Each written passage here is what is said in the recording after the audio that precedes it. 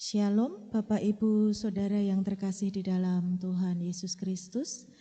Kita bertemu kembali di dalam program pemahaman Alkitab GKJ Sabda Mulia di minggu keempat bulan Januari. Dan bersama kita akan belajar memahami Alkitab bersama Bapak Dimas, Bapak Bagus, dan saya, Ibu Vita. Untuk memulai acara pemahaman Alkitab saat ini, mari kita pujikan KJ 400 bait pertama, Kudaki Jalan Mulia.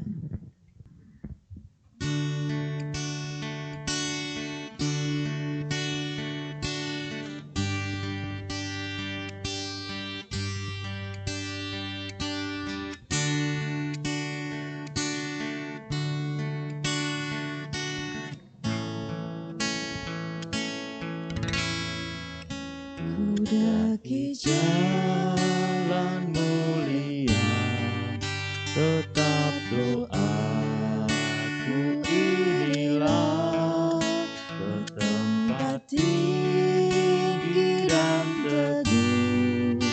Tuhan mantapkan langkahku, ya Tuhan angkat diriku lebih dekat kepadamu, di tempat tinggi dan teguh. Tuhan mantapkan langkahku.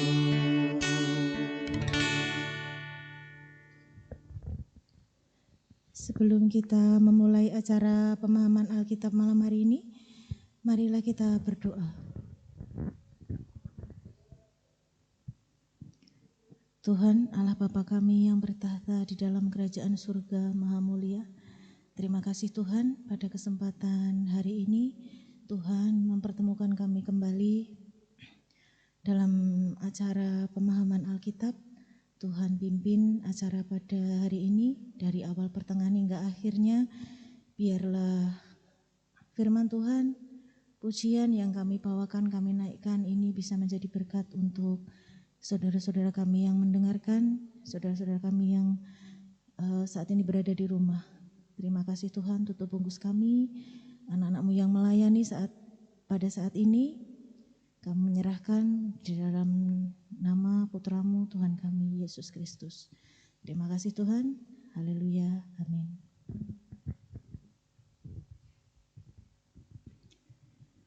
Sebelum kita mendengarkan firman Tuhan, kita pujikan lagi KJ 400 bait yang kedua, Kudaki Jalan Mulia.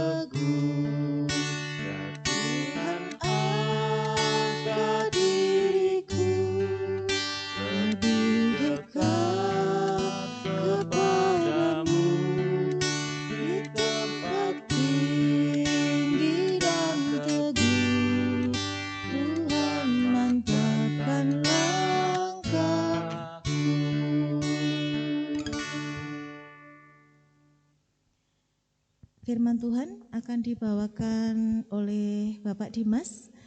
Kepada Bapak Dimas, waktu dipersilakan. Terima kasih Ibu Vita dan Mas Bagus. Bapak Ibu dan saudara-saudari yang terkasih, bersama kita akan membaca dan merenungkan firman Tuhan yang pada kali ini kita ambil dari kitab Filipi pasal 1 ayat yang ke-29 ya.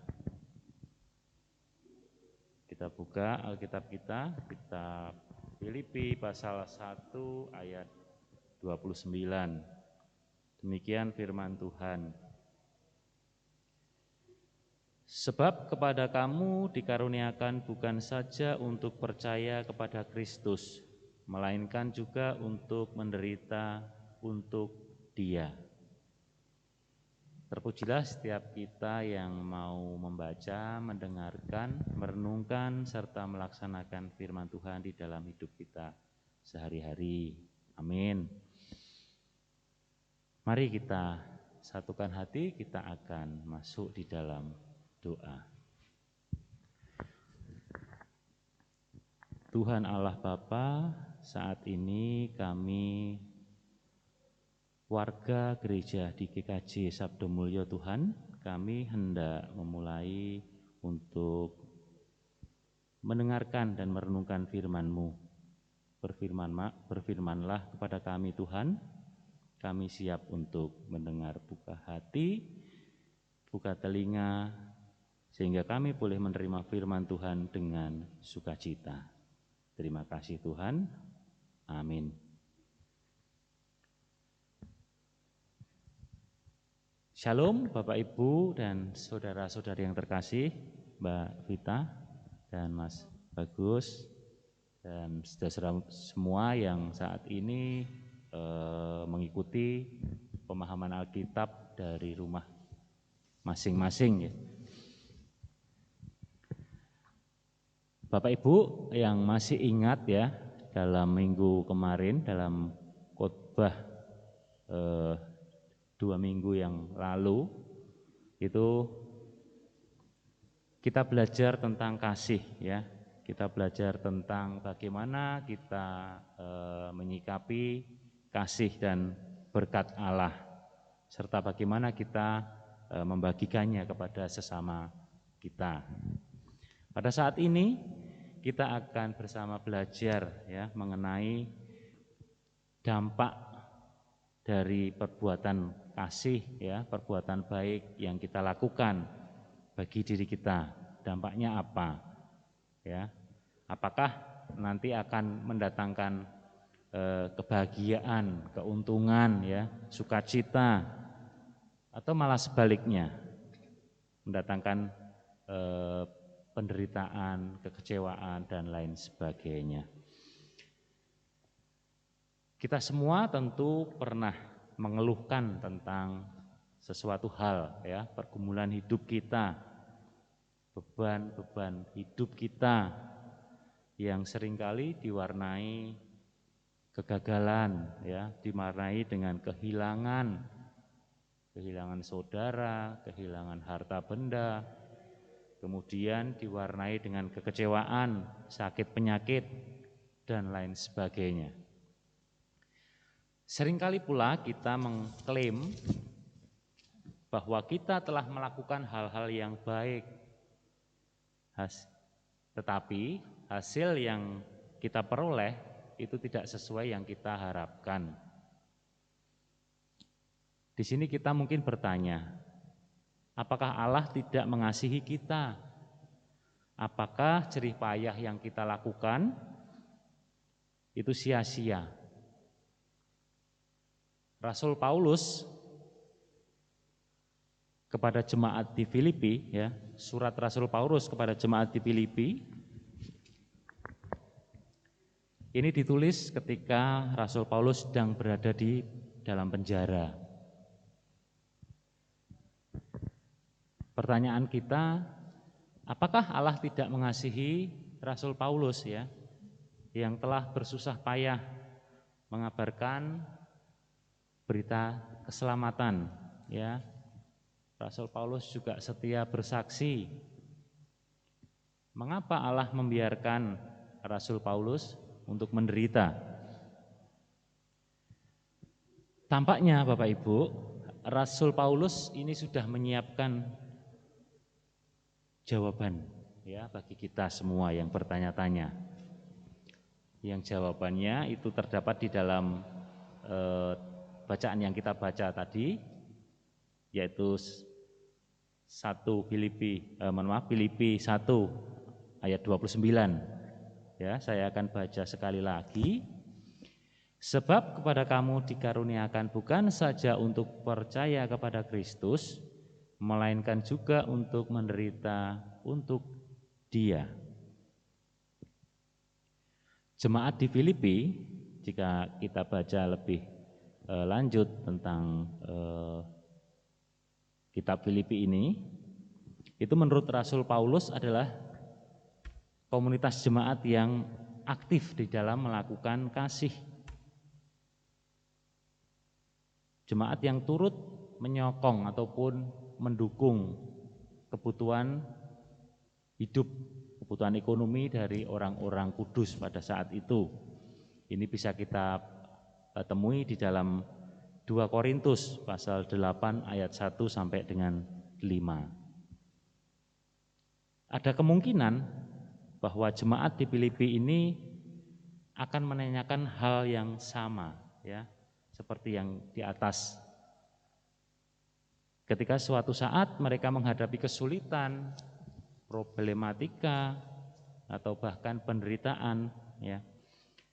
Surat Filipi ini ditulis dimaksudkan untuk menguatkan iman jemaat di Filipi. Bapak, Ibu, dan saudara-saudari yang terkasih, sering pula kita mendengar berulang-ulang kali bahwa keselamatan dianugerahkan dan dikaruniakan kepada kita oleh Allah. Ketika kita mendapatkan keberuntungan dalam hidup, sering kita berucap itu adalah kasih karunia Tuhan. Tentu kita meyakini dan mengaminkan hal ini, ya. Adalah kasih karunia bagi kita untuk dapat mempercayai Kristus sebagai juru selamat. Namun demikian, Rasul Paulus mengatakan bahwa tidak hanya bagian yang menyenangkan saja, Bapak Ibu, tetapi juga kita diberikan penderitaan dalam berbagai bentuk sebagai ujian iman. Dikatakan pula itu adalah kasih karunia. Ya, penderitaan itu adalah kasih karunia. Memang terasa aneh, Bapak Ibu, sebab mungkin di dalam benak kita yang kita pikirkan bahwa yang namanya karunia, kasih karunia itu mesti sesuatu yang bukan membuat kita menderita. Nah, namanya kasih karunia kok membuat menderita, ya. Mengapa penderitaan dikatakan sebagai karunia? Itu yang menjadi pertanyaan kita. Salah satu alasan yaitu bahwa dengan jalan penderitaan, iman kita akan dimurnikan, ya. Iman yang kita peroleh atas kasih karunia Allah itu akan dimurnikan, diperdalam, serta dipertegas. Dengan jalan itulah kita diharapkan untuk semakin mengenal Allah, kemudian semakin berserah kepada Allah, mengandalkan Allah. Kalau kita ingat teladan dari seorang tokoh di Perjanjian Lama, yaitu Ayub, yang dengan setia dan dengan kesalehannya, yang pada akhirnya ia dipulihkan dari semua penderitaannya. Kita ibaratkan bahwa kasih karunia ini adalah sebuah sekolah, ya, sekolah yang mungkin kita anggap satu sekolah yang bergengsi, yang banyak orang yang ingin sekali untuk memasukinya. Ketika kita bisa memasuki sekolah itu, ya, karena kita sudah memenuhi semua persyaratan, itu kita akan berpikiran bahwa kita mendapatkan kasih karunia.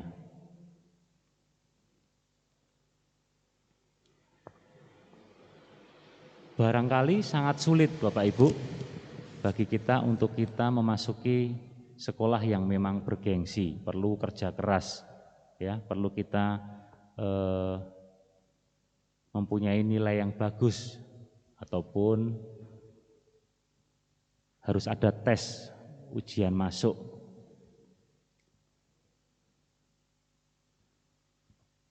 Kemudian setelah kita masuk, ya, apakah terus kita berdiam? Tentu tidak Bapak Ibu, karena di akhir semester ataupun di akhir tahun itu pasti kita akan dihadapkan pada ujian sekolah. Semua murid, baik itu pandai ataupun tidak pandai, rajin ataupun tidak rajin, ya, yang sering membolos maupun yang tidak pernah membolos, itu semua harus mengikuti ujian tersebut. Dan tidak mudah untuk mengikuti ujian, ya. Syaratnya harus sudah membayar SPP lunas, ya. Kemudian banyak persyaratan yang lain yang mungkin dibutuhkan bagi kita ketika kita akan mengikuti ujian.